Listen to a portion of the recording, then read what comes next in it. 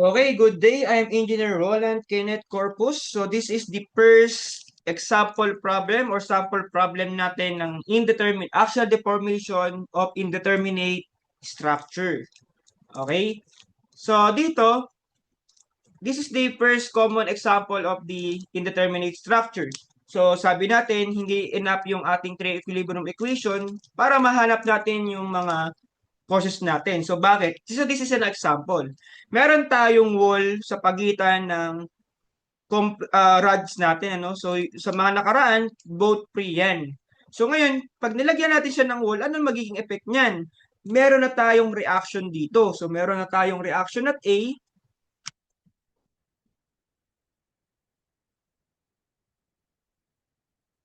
So meron tayo ditong reaction at A. And meron din tayong reaction at D. Okay? So, ano ang problema ngayon dyan? Malaki problema natin. Unknown yan. Kahit mag-cut ka dyan,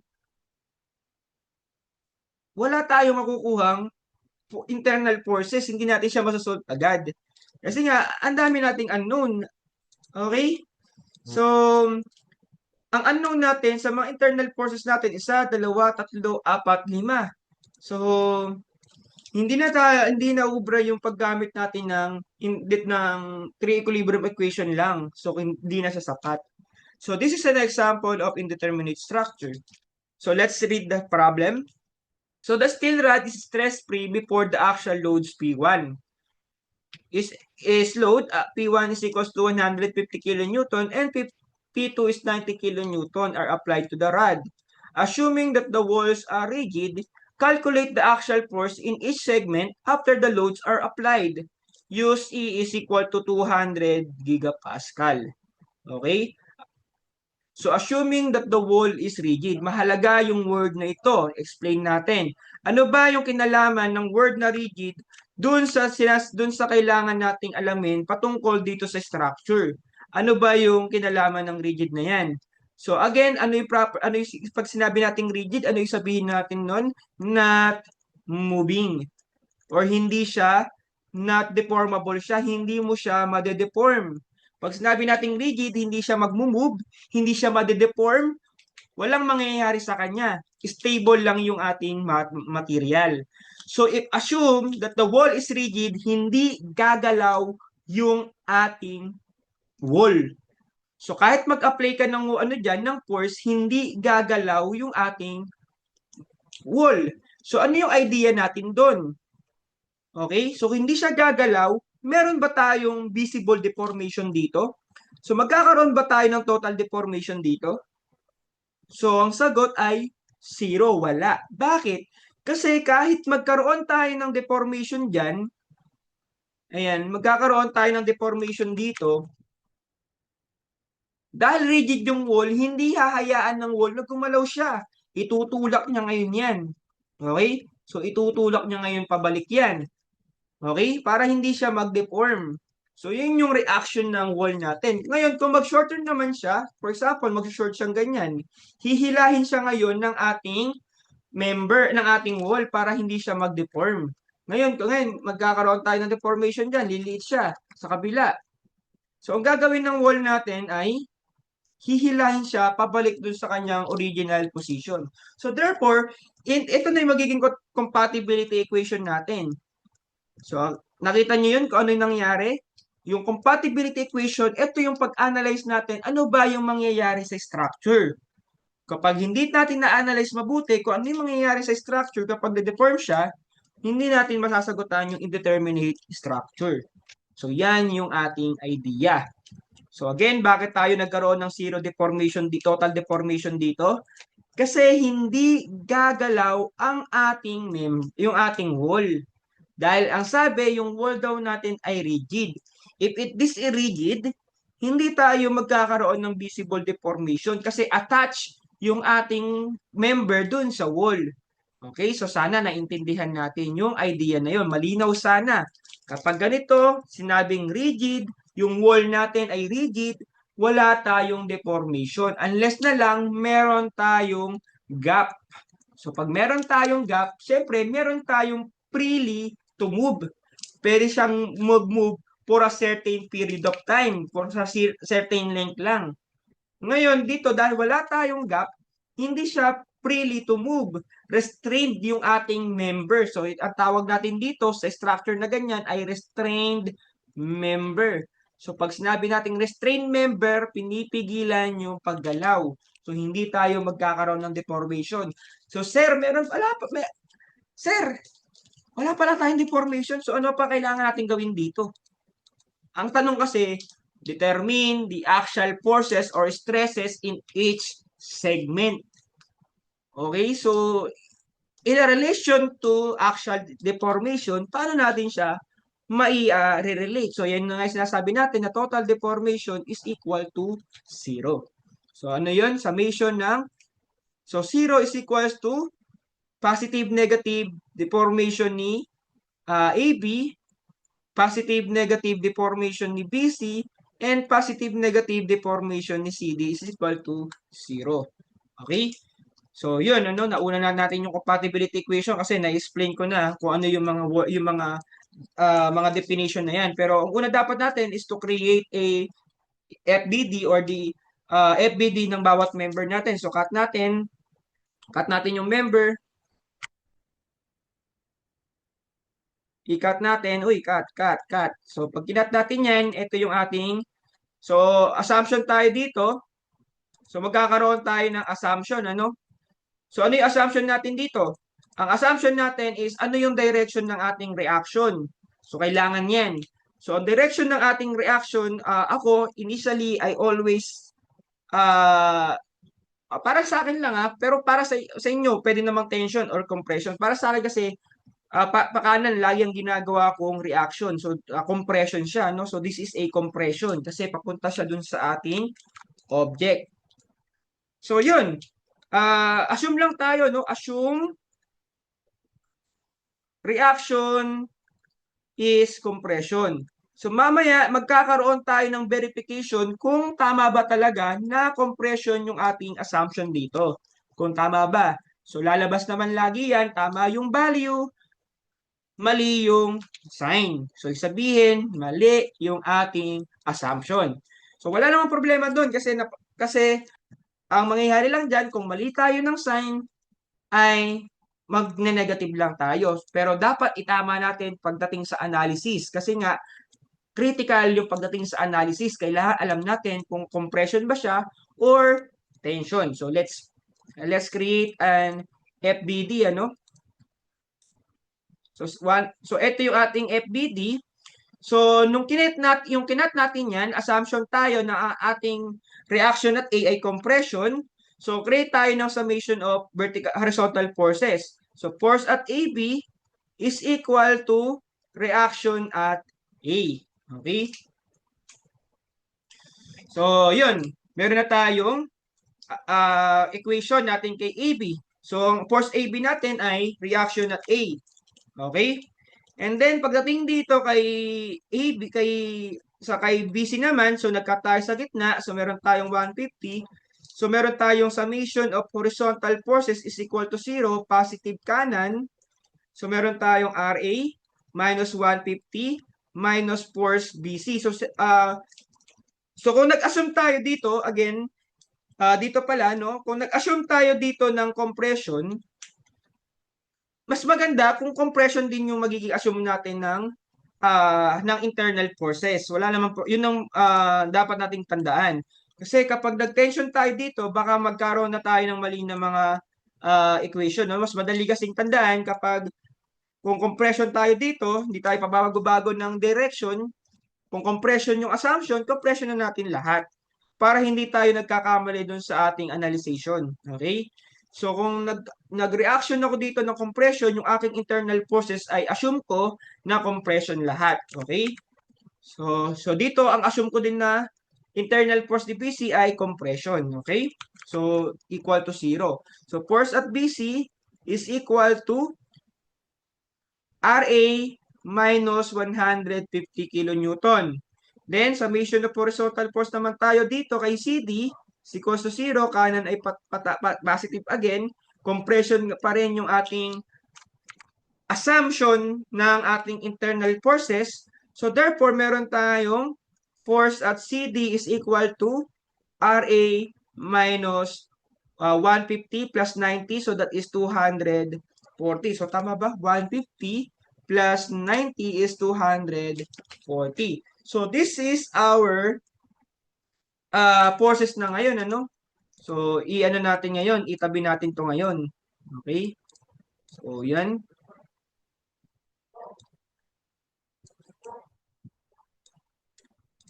So, ito na ngayon yung ating ah ito ngayon yung ating mga forces. Okay?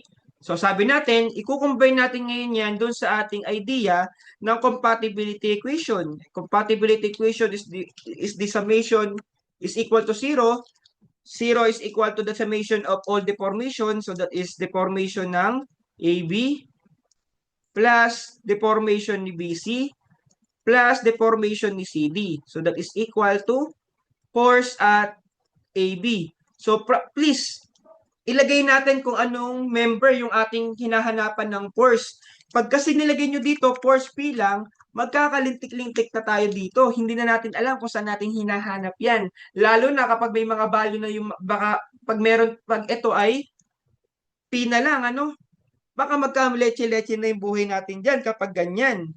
Kaya wag nating ilagay na force P lang yan kasi magkakaroon tayo ng error lalo na kapag yung mga value nito ay wala. So, for example, that is P. P din to, and then ito ay P. So, yari ka na ngayon. Magkakaroon ka na ngayon dyan ng kaguluhan. Kapag pare-parehas yan na value mo, ay pare-parehas yan na variable mo ay P. So, para maiwasan natin yun, instead na P lang dito, ilagay natin anong portion ng member para hindi natin siya mapagsama. So, that is force ng AB. Ano yung length ng AB natin? So, balik tayo dito.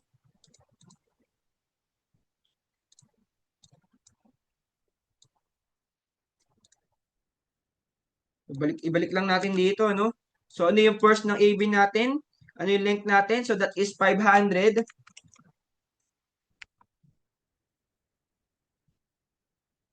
500 millimeter. So, ano yung assumption natin dito? Compression pala, no? So, nag-assume tayo ng compression dito. So, ilalagay natin dito ay negative. Kasi nga, ang force natin ay, assumption natin lahat ay compression. So, dahil compression yan, negative tayo dito. So, this is 500 over area natin is 900 and E, ano? So, ano lang natin ng E. Bakit hindi ko ilalagay na E na lang siya, no? Ay, ng value niya. Kasi mamaya, makakancel lang natin yan. So, mamaya, pakita natin, ano? Minus force at BC multiply by length na 250. Then, area natin ay 2,000. Then, multiply by E. So, minus. So, bakit minus tayo? So, lahat ito ay compression, compression, at compression. So, lahat yan, ang assumption natin ng internal force ay lahat siya ay compression. Therefore, meron tayo ditong PCD multiply by 1,200 over baliktad, ano? So, ang length natin ay 350 multiply by over 1,200 multiply by E. Okay? So, kung i-multiply natin both side by E, so makakancel lang yung E natin na yan, lahat. And then, mayroon tayong multiply by 0, walang mangyayari dun sa kabila ng equation natin. Kasi any number multiply by 0. So, sir, di ba kilonewton yan? Hindi ba natin siya i-multiply sa 1,000? I-multiply natin. Kaso, ang mangyayari dito ay multiply natin sa 1,000, ano? Multiply natin sa 1,000. Multiply natin sa 1,000. Ngayon, i-divide natin both equation by 1,000. So, cancel yan. Cancel, cancel, cancel. So, 0 over 1,000 ay 0 pa din. Okay? So, walang nangyayari doon sa kabila ng equation natin. Okay? So, mas maganda, kaya ganyan, makakancel na lang yung E natin. So, tatanggalin na natin yung E. Basta meron tayong 0 doon sa ating kabilang side ng equation. So, kailan lang yan pwede? Kapag pare-parehas lang sila ng mayroong E. Kasi lahat ito ay 200, ito 200, ito ay 200. Pero pag magkakaiba na sila, hindi na siya pwede. Hindi na pwede. For example, meron tayong 83 dito, 72. As ito 200, hindi mo na pwedeng gawin yon. Applicable lang yon kasi pare-pareha sila na 200, 200, and 200. Multiply all the equations by 200. Makakancel yung 200, makakancel yung 200, makakancel yung 200. So, yan na yung natira sa atin. Okay? And then, lowest, ay cancel natin yung mga zero na yan. And then, ito, and ito. So, therefore, simplify natin yung equation. So, lipat na tayo dito sa kabila. So, mas maraming space tayo dito. Okay? So, simplify na natin. So, meron tayong 0 is equal to negative force AB multiply by 5 over, so black nga naman, ano? Baka nasisiraan kayo ng bait pag red yung nilalagay natin dito, no? Kasakit sa mata. So, meron tayong negative yung ating PAB, then multiply by 5 over 9. So, minus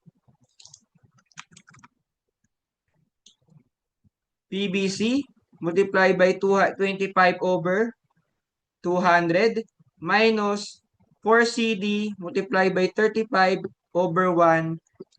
So, tanggalin na natin to kasi na-simplify na natin siya. Ngayon,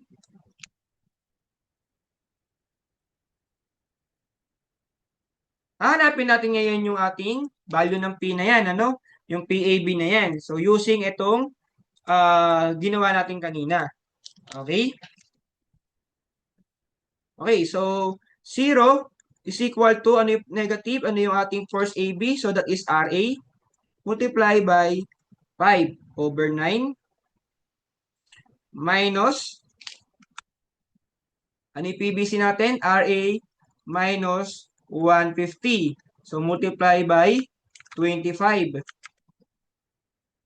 Then, over 200. So, minus, ano yung force CD natin? That is RA minus 240 multiply by 35 over 120. So, therefore, mas madali na natin siyang isip solve. So, RA now is equal to force at AB. So, that is equal to, so 0 is equal to RA multiply by 5. So, X na lang yon, ano? So, natin kalimutan yung minus. So, minus X minus 150 multiply by 25 over 200 minus X minus 240 multiply by 35 over 120. So, shift solve natin. So, that is equal to, RA is equals to 91.286 kilonewton. So, kilonewton tayo dito, di ba? Naka-kilonewton tayo. So, kilonewton yung value natin na yan. So, sir, bakit hindi newton? Ano? Bakit hindi siya newton? Bakit siya kilonewton? Kasi nga, kung i-assume natin na ito ay 1 multiply by 1,000, makakancel lang ulit yan. Makakancel lang yan, di ba? So, ito ay naka-kilonewton tayo dito. Naka-kilonewton, naka-kilonewton. Okay? So, kaya kilonewton yung answer natin dito. Okay? So, positive yung nakuha natin. So, therefore, tama yung assumption natin na this is a compression. Tama ang assumption natin. So, ngayon, yung ating force BC, so that is equal to RA minus 150. So, that is equal to X minus 150 or yung nakuha nating value ni X. Now, 91.28. So, X minus 150. So, that is equal to negative 58. So, negative 58.71 kilonewton. So, negative tayo. So, therefore, dapat ito pala ay tension. Okay? So, force at CD natin. So, that is equal to RA minus 240. So, that is equal to 148.71 kilonewton. So, nag-ano tayo? nagkaroon tayo ng negative, so tension tayo. So tanggalin na natin yung ating mga sign. Kasi nga, bakit ating tinanggal? Kasi alam na natin na that is a tension, not a compression. So yun, yun na yung answer natin. So wala nang problema. So sir, paano pag ano, kapag negative yung nakuha natin dito? Okay? So assumption na negative yung nakuha natin dito. Okay? So assuming na negative yung nakuha natin dito. Negative to. So pag negative kasi yan, magbabago yung mga equation natin dito, no? For example lang, ano, para mapakita lang natin. So mapapalitan kasi yan, magiging 150 minus RA yan. So for example na lang, ano, ayun, assumption natin lahat yan ay tension. So para mapakita lang natin. So pag kasi binago natin yan, magiging ganito yan, ano, 150 minus RA, and then 240 minus RA. And then lalabas sa atin, tension pala. Hindi pala siya compression. Okay? So, pag ba tinama na natin yan na tension, for example, ano, nag-negative siya, tension na nilagay natin.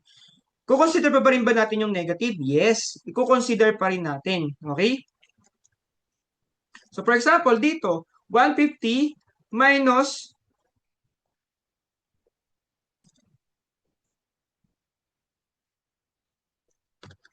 so baliktad pala, tama lang pala na RA minus ano ito, no? So tama lang pala to. RA minus 150. Eh, hindi din. Ganun din. 91.286 minus 150. 41. 240. The assumption na lang to, no? Assume na lang. Para paano pag ganyan, pag nag-negative nga tayo. So, another lang tayo dito, no? Another lang kasi baka may magtanong, paano sir kapag negative yung nakuha natin? Ano yung positive ba yung ilalagay namin dito or negative? So, negative pa din. For example, ayan, 91.286 plus ay minus 150. Okay? So, dapat pala ito ay plus. Ayan, so magiging plus pala dapat yan.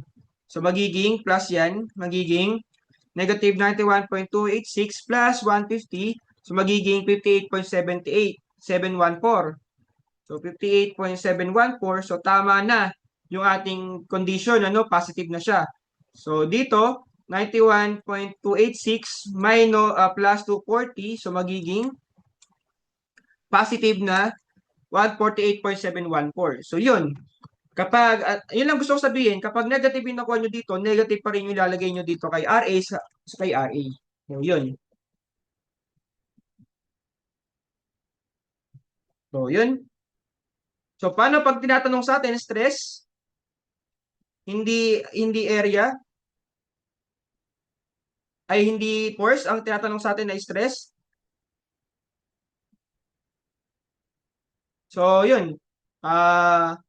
Kumpitin na natin yung mga stress natin.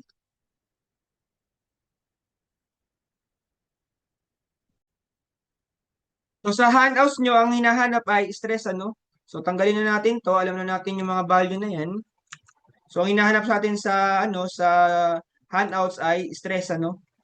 So, ang stress natin kay AB, so that, ano yung mga area natin?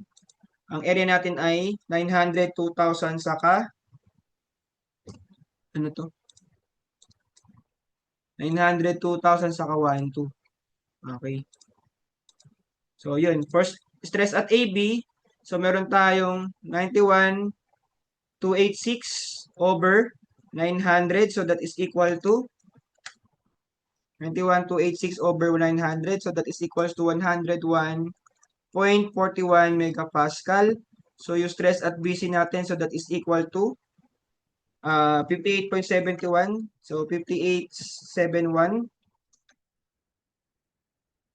So, 58,710 over area natin is 2,000. So, that is equal to 58,710 over 2,000.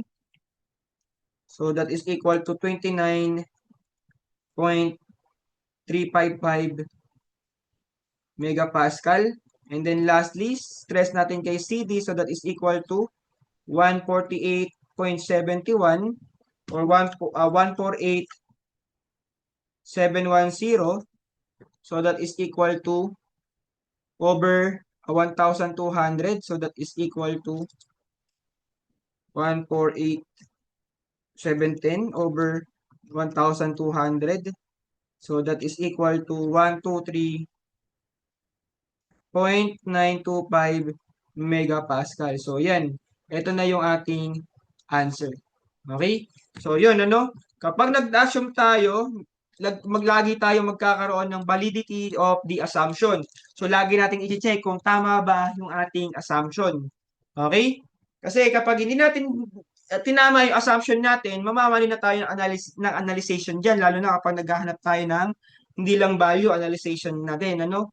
Kaya kailangan i-check natin yung ating mga assumption kung tama ba yung naging assumption natin. So, that's it. And yun na yung ating sample problem number 1. So, meron pa tayo mga another sample problem. So, stay tuned and paduloy natin yung susunod na video. So, yun. So, thank you guys. So, panoorin natin yung susunod na video.